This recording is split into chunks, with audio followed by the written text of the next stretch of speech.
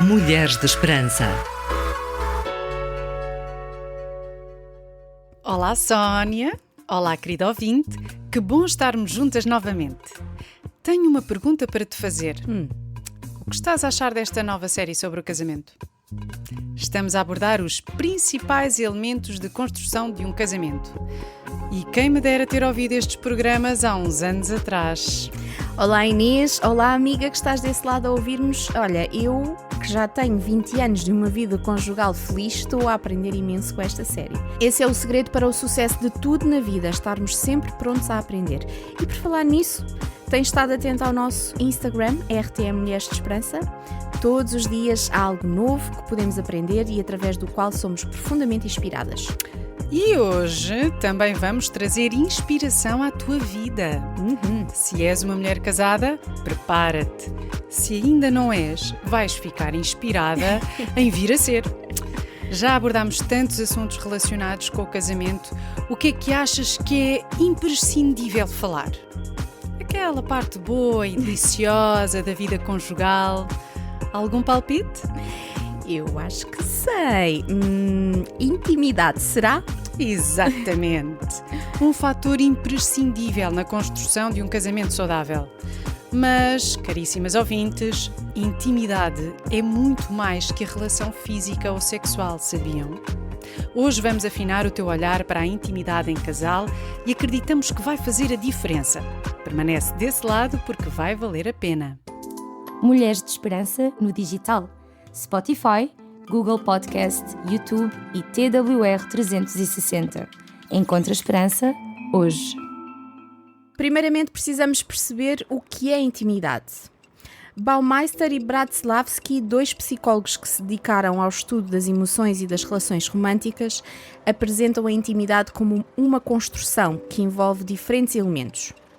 As interações diárias entre o casal, que vão desde pequenos gestos à forma como falamos, e já falámos sobre isto aqui noutros episódios desta série, o nível de confiança e segurança sentido pelos dois, porque são aspectos essenciais para a expressão de pensamentos e sentimentos profundos, a partilha de experiências positivas ou negativas, que nos transmitem uma sensação de vínculo com a outra pessoa, a comunicação aberta e honesta, obviamente, e por fim, a forma como os conflitos são geridos, se com respeito e empatia ou, pelo contrário, com julgamento e ira. Isto são tudo coisas que nós já falámos. Sim, sem dúvida, mas é só para relembrar. Claro que sim. Olha, presta bem atenção a isto. Intimidade é uma construção em profundidade no conhecimento de si próprio, do outro e da relação. É muito interessante porque temos falado nos programas anteriores sobre a importância da comunicação, da partilha e da boa gestão de conflitos. Tal e qual. E estes são mesmo os fatores essenciais para a construção da intimidade num casal. Ou seja, isto é como se fosse todo um bolinho, Exatamente. com vários ingredientes, não é? A farinha, o açúcar, os ovos, aqui são todos estes aspectos que nós já falámos. Não pode faltar nenhum. Exato, mas não é um bolinho a sério, não é? Então, tendo estas bases asseguradas, conseguimos garantir que teremos uma relação plena e satisfatória a todos os níveis, incluindo o sexual. Não correremos o risco de cair numa estabilidade tal que deixa de ser interessante e atrativo? Não fica sempre a mesma coisa? Bom, estas são algumas das perguntas que podem estar a passar pela tua cabeça, pela tua mente. E são perguntas legítimas. Pensa comigo. Se o ser humano é composto por um corpo, uma alma, onde residem as emoções e um espírito, inegável até pela ciência, então vermos a intimidade apenas a nível emocional e espiritual é redutor. Assim como só darmos atenção à componente física, também tornamos a experiência mais pobre. Para a relação de um casal ser plena e íntima, tem de abranger estes três componentes. E se percebermos que nestes três níveis estamos sempre em evolução, então a forma como nos relacionamos também evolui, incluindo a relação sexual. É muito interessante isso que disseste, porque de facto muitos casais queixam-se de que ao final de um tempo começam a perder o interesse sexual, fica tudo muito igual e a relação começa a arrefecer. Bom, a verdade é que em teoria todos estamos em transformação, em mudança e podemos encarar a intimidade física do casal de acordo com essa evolução. Mantemos aquilo que já sabemos que o outro gosta, mas apelamos a outros sentidos, outras abordagens, olhamos o outro e a relação sexual com curiosidade. Exatamente. E agora referiste a alguns detalhes nos quais eu vou pegar para desenvolvermos um pouco mais. Então, usaste a expressão fica tudo igual. Pois esse é um problema que mata qualquer relacionamento. Pois é. Tudo o que se torna previsível torna-se mais seguro, é certo, mas também aborrecido. As relações humanas precisam de manter acesa a chama da curiosidade. Não foi a curiosidade sobre o outro que nos manteve no jogo da sedução? Olha, lembra-te lá como é que foi há uns anos. Começa por ti.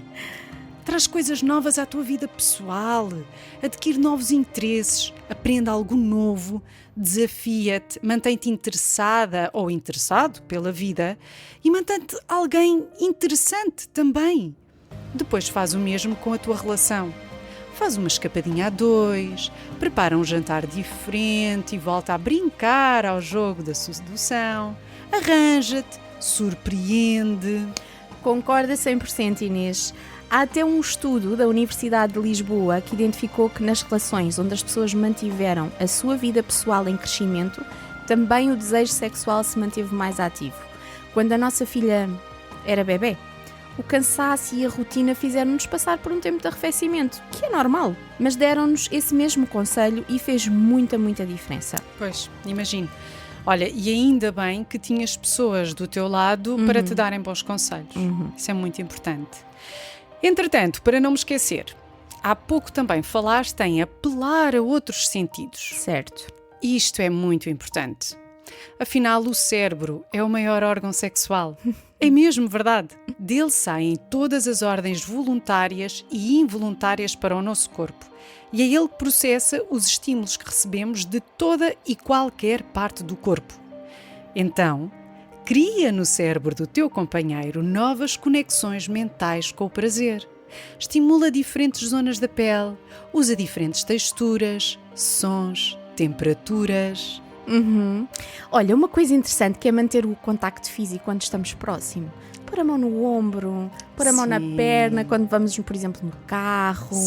Quando vamos a caminhar lado a lado, dar a mão. É tão importante. Isto é fundamental. E no caso, por exemplo, das pessoas com deficiência física, por exemplo, e o mesmo com o processo de envelhecimento, em que o funcionamento do corpo também muda, continuam a poder ter casamentos plenos. Têm de explorar o prazer de outras formas. Exatamente. E não temos de ter vergonha. Por isso se chama intimidade e por isso é que é dentro do casamento, dentro de alguém com quem nós já temos confiança.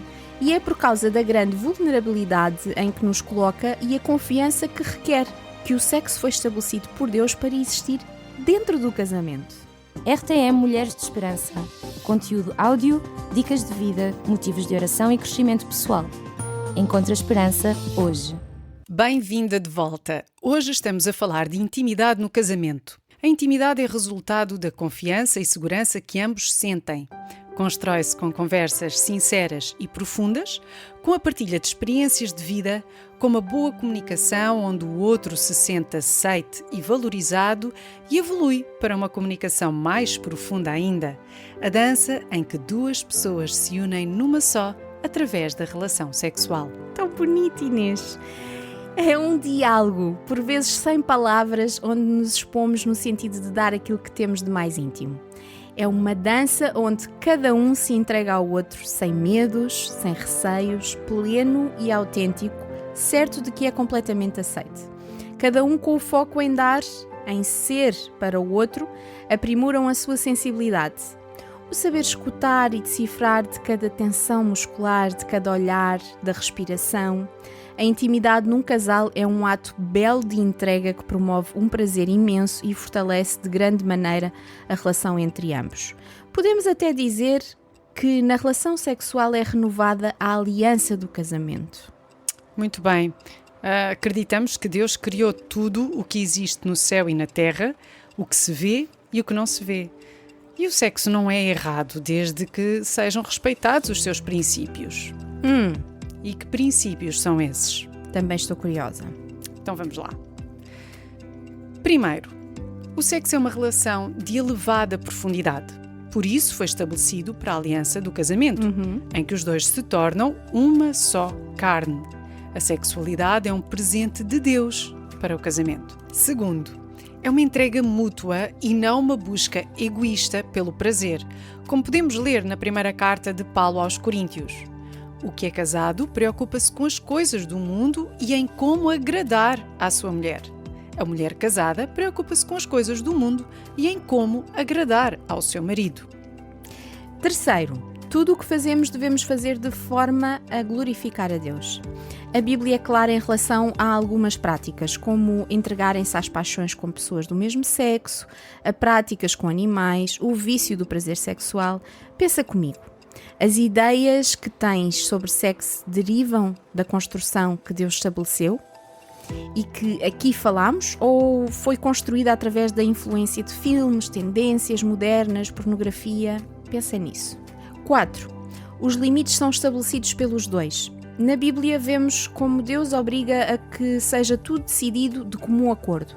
Não é a mulher que é dona do seu próprio corpo, mas sim o marido.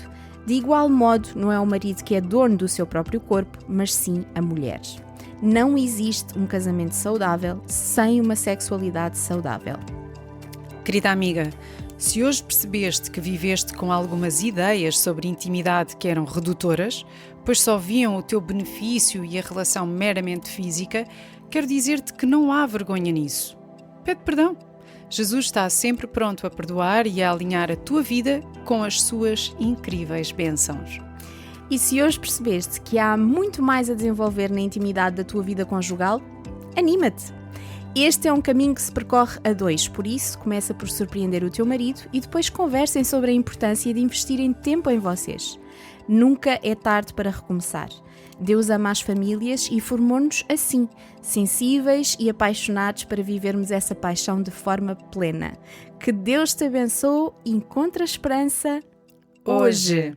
Este programa foi produzido com donativos de pessoas que voluntariamente contribuem para este projeto. Ajuda-nos a levarmos esperança a todas as mulheres. Contacta-nos pelo e-mail mulheres@radiotransmundial.org.